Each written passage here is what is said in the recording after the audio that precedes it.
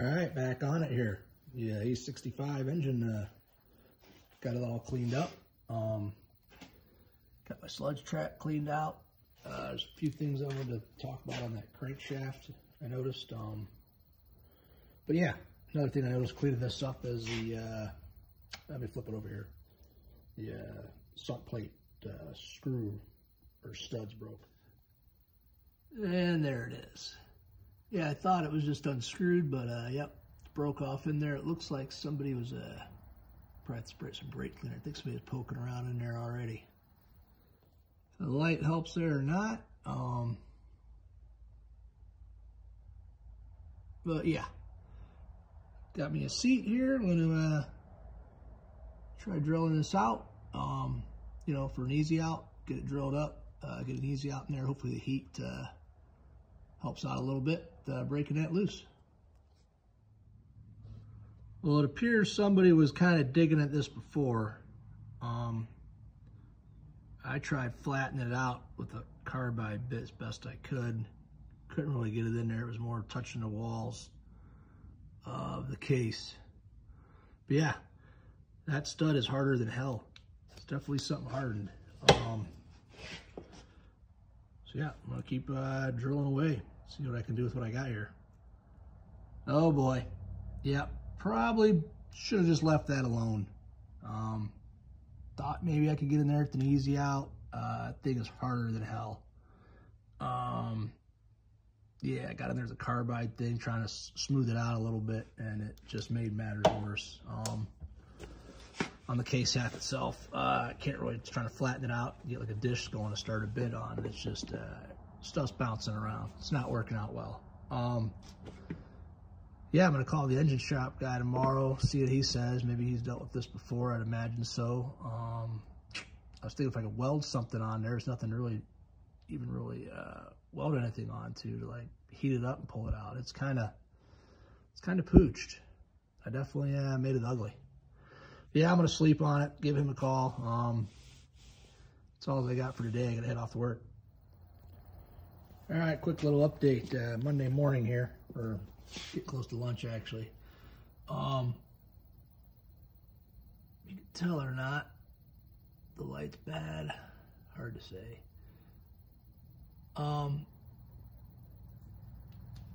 Been working that hole a little bit. Tried the extractor thing with you know, those stylus extractors. I had this in a pencil grinder to get trying to get a point to work a drill bit, but it was just drill bits were just polishing it, whatever it was. Harder than hell. I don't know if it was a tap in there, easy out, but from what I was reading on Brit Bike, they're fairly easy to extract, the studs.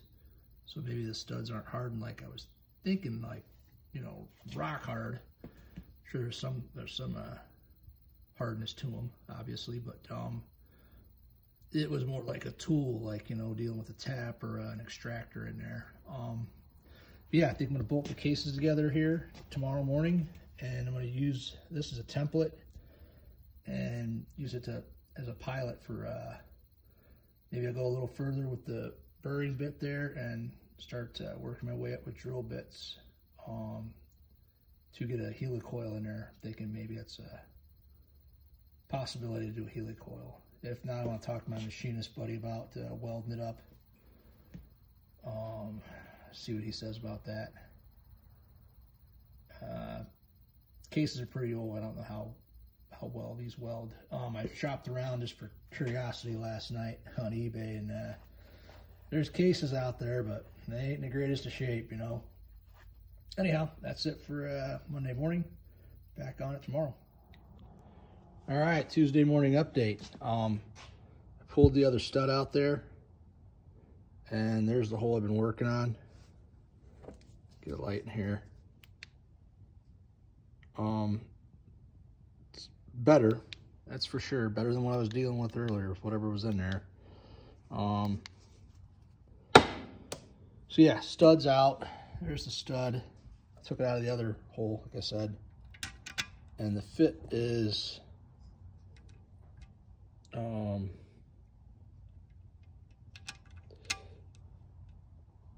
fits okay-ish. Let me get that out of there. Anyhow, yeah, rambling. Same guy I got that carbide bit from. He had this 1032 helicoil kit. He didn't have a 1/4 inch, but I was like, well, let me check it out. I just want to see. 1032 drops in there. So I'm thinking I'd probably get away with a quarter inch helicoil kit instead of going up to a 5/16 or 8 mil. I think I could stay 1/4 here. Anyhow, talk to the engine shop guy, engine builder, machinist guy this morning about these shells. They're 20 over. He asked me if I had mic'd it, and I didn't. He's still working on the cylinder, so I'm gonna pull the connecting rods back off tomorrow morning and get a rough, measurement to give him. I was asking if it's 30 over. That's what I've been seeing for shells online. He mentioned maybe 40, but I haven't seen anything like that. So yeah, we'll see. I'm gonna take another look at the journals on there. Anyhow, that's all I got for this morning. Getting ready to head out the door. All right, Wednesday morning, back out here on the BSA. As I mentioned yesterday, the engine builder mentioned a 40 over. I didn't see that, or I should say it's not 40 over, undersize, my bad.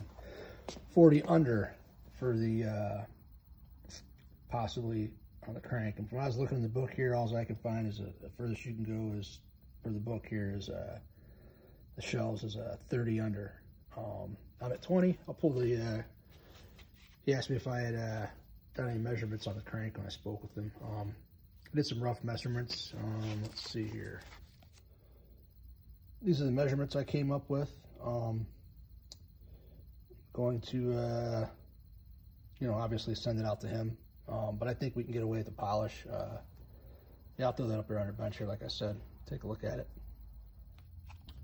All right, got a piece of wire fed through here. The more I stick it in there, the more stuff comes out, even though I already cleaned it. Guess I need to blow that out a little better. On any engines, getting it cleaned real well is a definite must. Be it a jet ski, snowmobile, dirt bike, old British bike, you know what I mean. Anyhow, yeah, the connecting rods. This one here, speaking of the wire here, one that's on the big end bearing has a hole here also.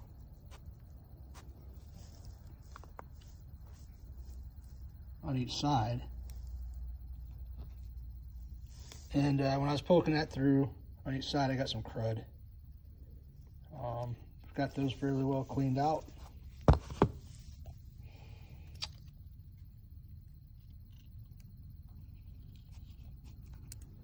And here's your other connecting rod on the timing bush side. Obviously, they're different part numbers. Can't remember if I mentioned it before, but here's the 20 over on the shells. They look okay. It's got some miles on it. There was some sludge in the sludge trap. So that is right here. I got that cleaned up. I know you can buy new ones, but you can clean them too. Save a few bucks.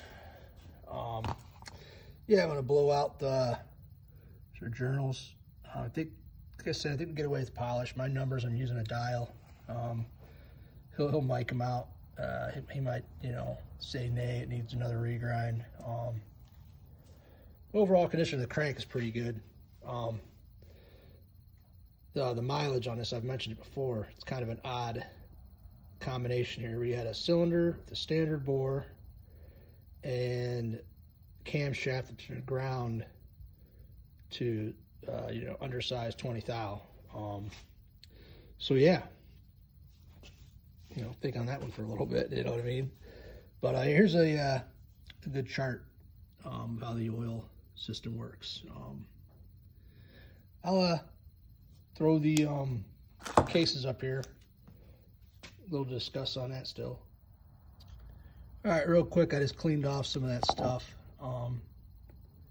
I had oiled them last time I put them on, but just giving that a look there.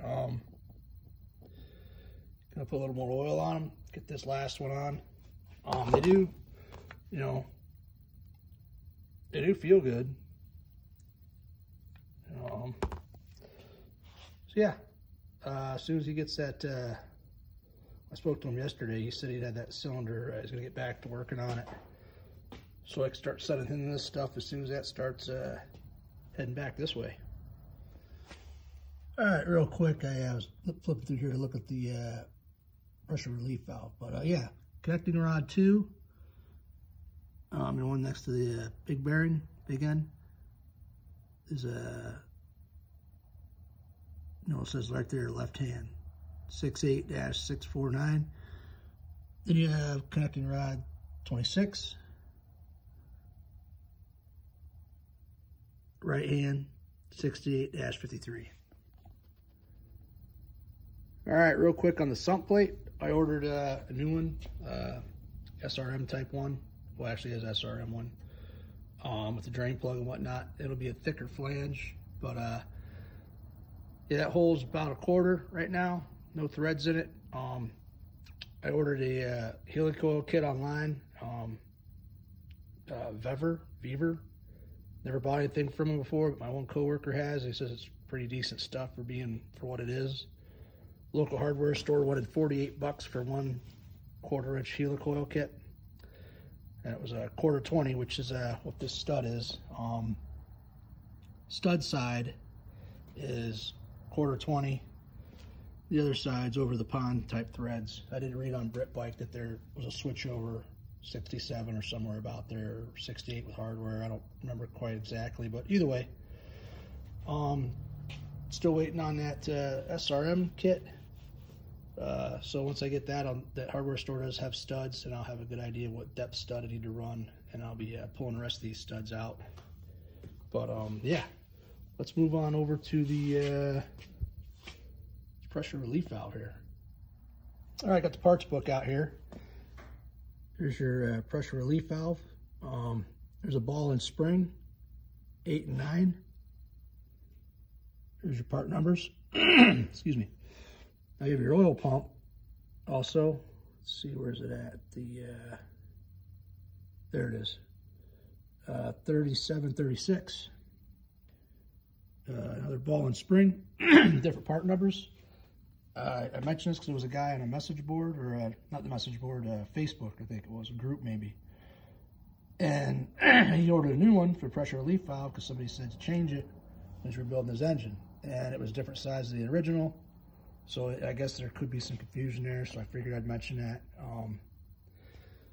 Here's what it looks like for the oil pump. Properly labeled, sitting there next to the oil pump. All right, let's get to see what the description is. There's not much in this old manual. All right, here's the chart with an oil tank out of the old book here. I think this book covers 66, 67, 68. Small picture there of it. Description here, 3,000 RPMs, around 50 pounds, prevents it from becoming excessive oil pressure and dumps into the crankcase. This book here has a better picture. Oh, real quick too, here's your oil pump one, where it's installed right here. It's a newer book. Has a oil and frame diagram. Also shows the relief valve there. Pretty good picture of it. It says factory preset, disassembly for cleaning, and cannot be adjusted. All right, enough yakking about it. Let's take it apart, huh? And the old half inch here broke it loose. A two-handed operation. There's our spring. So our ball's still hiding in there. Let's take a peek in there.